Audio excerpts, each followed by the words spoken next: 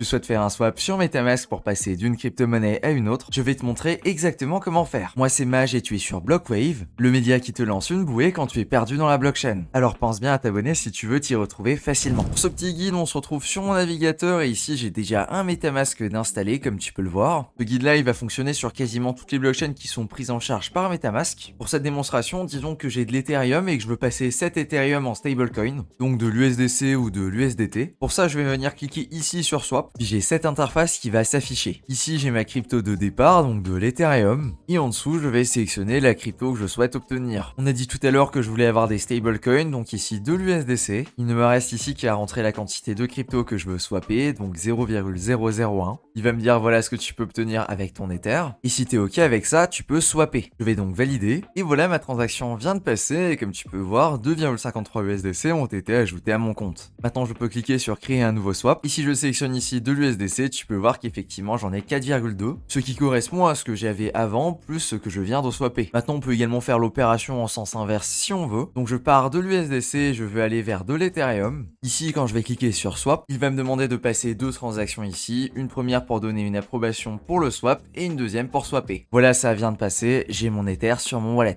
Maintenant si tu as l'œil, tu as peut-être remarqué quelque chose d'assez embêtant quand je fais ce swap sur MetaMask. C'est cette ligne là qui indique qu'il y a des frais sur MetaMask qui vont jusqu'à 0,875% de mon swap. Ce qui explique pourquoi ici je pars de 255 $ pour arriver à 253,5 $. MetaMask charge des frais qui sont vraiment très élevés par rapport à ce qui est habituel au niveau de la DeFi, alors qu'il y a d'autres applications comme Jumper par exemple sur lesquelles je n'ai pas ces frais là et sur lesquelles je récupère effectivement mes 255 $. Alors c'est pas de la magie, c'est juste que MetaMask a à peu près un monopole sur ses utilisateurs et donc qui peut se permettre de charger des frais très élevés. Si ça t'intéresse de savoir comment utiliser un projet comme Jumper pour payer largement moins de frais de transaction et pour pouvoir swapper et bridger sur n'importe quelle blockchain en 2 clics, eh bien je t'ai fait cette petite vidéo qui s'affiche à l'écran et qui t'explique exactement comment faire ça rapidement. On se retrouve tout de suite sur celle-ci, ciao.